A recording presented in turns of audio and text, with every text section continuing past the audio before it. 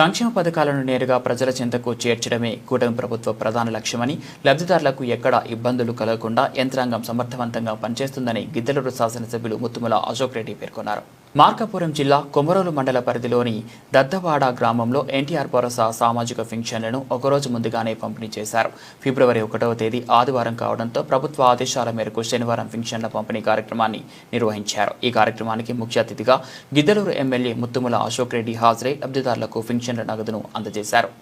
అంతకుముందు మండల తెలుగుదేశం పార్టీ అధ్యక్షుడు doctor Poneni Venkateswarlu Yadav, society bank chairman Bijjam Ravindra Reddy, మాజీ sarpanch Bijjam Venkatrama Reddy, market yard chairman Balayya, vice chairman Goda Obul Reddy తదితరులు ఎమ్మెల్యేకు ఘన స్వాగతం పలికారు.